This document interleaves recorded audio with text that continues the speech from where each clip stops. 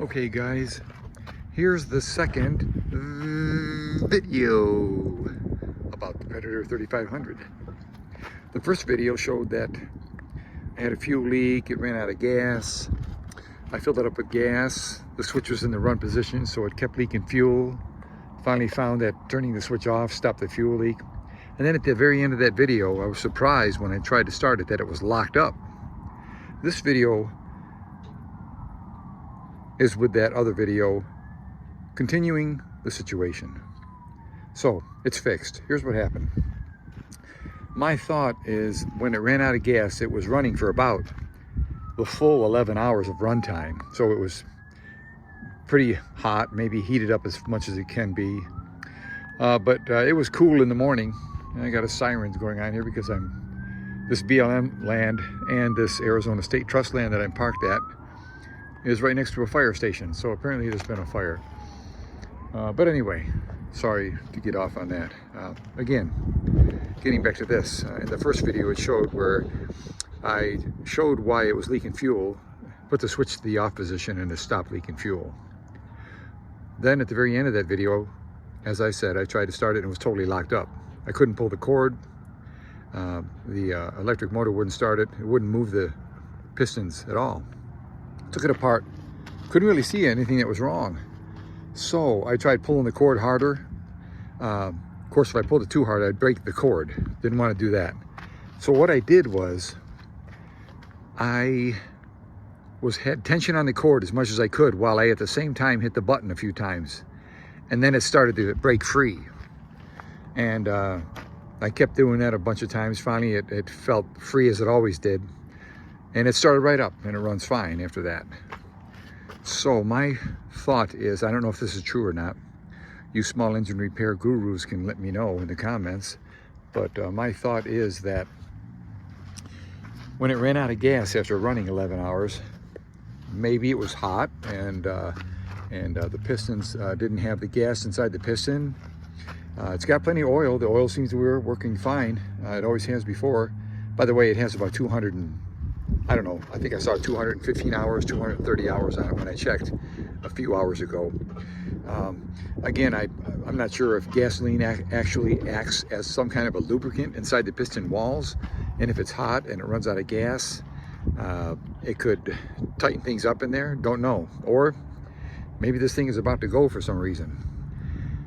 But anyway, I'm going to start it up just to show you that it runs, and then I'm going to shut it off and talk some more. So let's do this. Let's see. I got to get my hand in here to turn my knob over to the start position. There's a run. There goes. Okay. So everything's fine. Green light's on in there. You see the green light. Got electricity. So everything's fine. So let me shut this off and explain some more of the situation. Okay, here's my thought.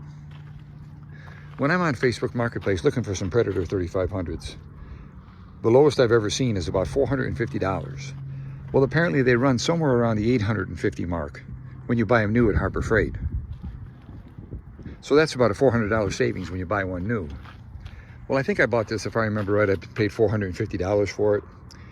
And it only had, 20 hours on it or something. It looked really great. The guy kept it in a garage. Everything was fine. So I thought I was getting a good deal, and maybe I am getting a good deal, maybe I'm not. Maybe it's going to last a long time, maybe it won't. So, excuse me. So my thoughts are this.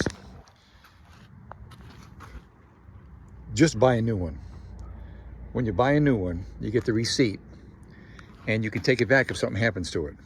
You got a warranty on it from Harbor Freight. Sometimes I see them online for $750.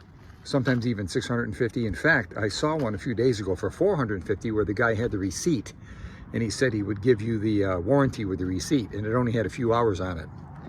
So sometimes you get deals like that. I don't know if that would work. If you take the receipt and say you're somebody else, I don't know how it works, but you know, that's one thought. Just instead of buying a Facebook Marketplace Predator 3500 for $700 instead of the $850 new, or $600 or $500, just buy the new one with the warranty. The second thought is, instead of paying $850, just spend $300 or $400. I'm not sure how much a new Honda is, equivalent to this wattage, but just buy a Honda.